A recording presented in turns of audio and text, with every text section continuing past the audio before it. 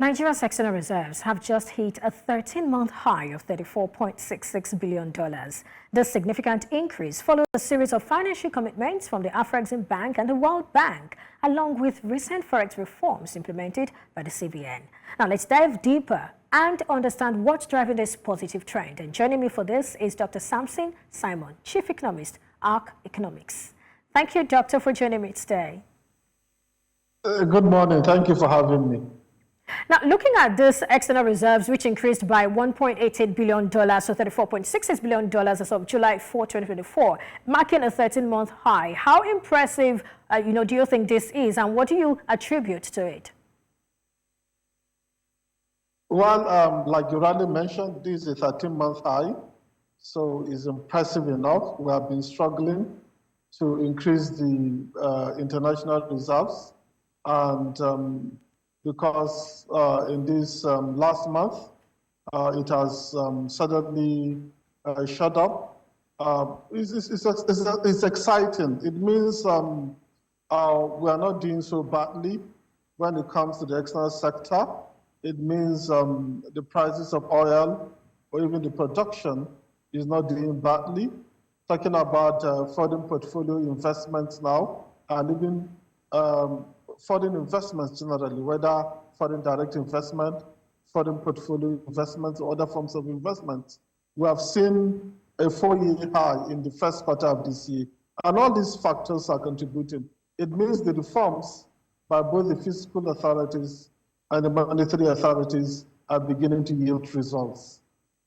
Well, when you talk about the reforms, there are those who are complaining, especially when we look at Q1 capital importation. We're saying that 94% of that amount is actually, some debt instrument. So is that something to be happy about? The crux of the issue is that finally we're attracting foreign capital. So that's the good side of it. On the bright side of it, we are finally attracting. Look at what we got the entirety of 2023. And look at what we got in just one quarter of this year. It's almost the same with what we got for an entire year. Whether it's talking about debt instruments, whether it's foreign portfolio investments. I understand that it's not a perfect, it's not the ideal. We need to do more to attract foreign direct investment. But I get that, talking about the importance of also... Talking about portfolio investments is basically short-term. I know that side of the argument. But the bottom line still means that we're still attracting capital, and the scarcity of forex that we once had is being diminished. That's what really matters for the Nigerian economy for now. Well, and you do not see any risk of repayment? You don't see any repayment risk? Of course, there are debt instruments, so we have to pay back. But for now, we are actually on our knees, and everything has to be done to make sure that we recover. Then when we're strong enough, we can shoulder any repayment needs or obligations that we're going to have. But for now, we're trying to survive. We're trying to regain our strength. We're trying to do away with the distortions within the Nigerian economy. If most of these problems are tackled, we'll be strong enough to easily pay in the nearest future. Well, we're seeing this rise in forex reserves the recent rise in forex reserves since May actually comes after 3 months of noticeable fluctuations when it plunged to even a low of $32.11 billion. That was on April 19, 2024. Let's talk about the factors at play at that time, and if you fear that this might happen again, we might also go back to where we're coming from. Well, according to some authorities, that because the central bank wanted to stabilize the exchange rate, it was dipping its hands into the foreign exchange reserves to defend the naira. But according to the central bank, it's actually trying to meet up with some international obligations, including paying up our debts, our international debts. That was why the levels came down. And besides that, that until recently, we had paucity of forex. We had a lot of backlog that we couldn't clear. And we were trying to clear some of these things. So many factors came into play. The accretion was minimal. And in fact, there was even a depletion of these foreign exchange reserves. But with the new development, with the new reforms, more inflows, capital inflows is being experienced. And for now, things are beginning to look up. I think we should focus on the bright side. And of course, I understand that we had a challenge in the past, and to avoid that challenge from becoming a problem again, we need to get sustainable solutions to this. And the hiking in interest rates is one way. I know it has the downside of increasing the cost of capital, the cost of credit for businesses and even for individuals. But mind you, the monetary authorities are trying to protect purchasing powers. And this purchasing power that has been protected is not only the purchasing power of the consumer, even for businesses. I personally know many businesses that folded because of high inflation. So if you're complaining that interest rates are high and that is affecting your business, so much inflation is also bad for the economy. So it's a balancing act, and people need to understand what the central bank is trying to do. As long as inflation subsides, the central bank will bring down the high interest rates that people are complaining about. And the funny thing is that our real interest rate is even in the negative territory, because inflation is still higher than the premium exchange rate. So somebody will say that we still need to even high interest rates to more.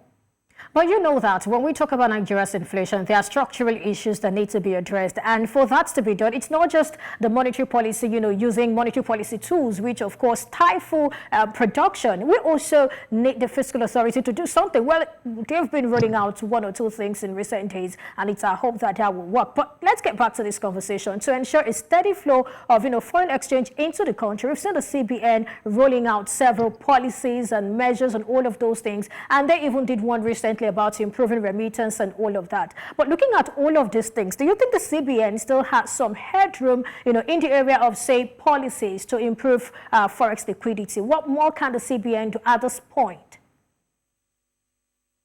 Well, you have a point. The monetary authorities can only go as far. There is a need for the fiscal authorities to meet the monetary authorities halfway.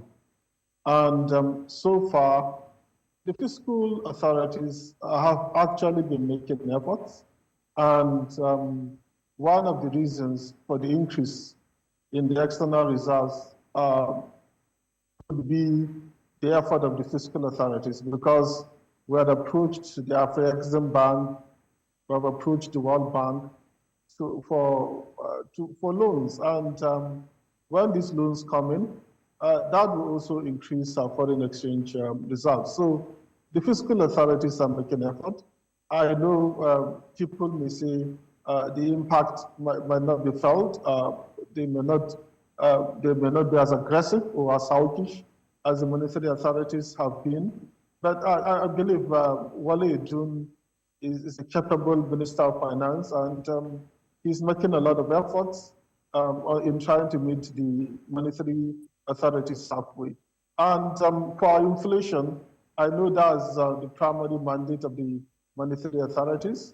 The result, the trial for setting up the monetary authorities, the setting up the central bank, is to ensure price stability. But there are certain aspects of this price stability, and more especially in the case of Nigeria, food inflation now, which is not really within the purview, is not really within the remit of the central bank. And that's the mandate of the fiscal authorities, talking about the Minister of Finance, talking about the Minister of Agriculture. So there's a need to stimulate food production. There's a need to tackle insecurity. There's a need to increase the yield, because one of the major challenges for agriculture in Nigeria is the low yield. So this is not something that the central bank should try to do. We have tried it in the past under the last substantive central bank governor. It was largely a catastrophe. It really did a lot of damage to the Nigerian economy. And nobody will advise the same thing to be done when we have tried it in the past and it has failed. And they need to stimulate remittances. Remittances are dwindling. If you look at the figures for the first quarter of this year, it's below what we had either in the first quarter of 2023 or in the fourth quarter of 2023. So they need to encourage Nigerians to send in money. And you cannot just tell them by fear that they should send in money. You need to give them valid reasons why they should send in money. more especially through official channels like the international money transfer operators that we have. All right. So just before we go, maybe I'll just tie two things together. What for you will be an adequate, foreign reserve for Nigeria? And apart from that, Fitch is also concerned about the lack of clarity on Nigeria's reserve composition. Is this also something to be worried about? Two in one, actually. Well, as a rule of thumb, when we have sufficient foreign reserves to cover 3 months of imports, is considered okay, particularly for an economy like ours, that even though we claim we are floated, what we know is basically managed float, so we need foreign exchange reserves to cover 3 months of import. According to the Gudoti rule, what you need is just enough money to cover short-term obligations, particularly within a year. So I think the results that we have at the moment is largely adequate. I know there are some encumbrances on them, but these encumbrances are still manageable.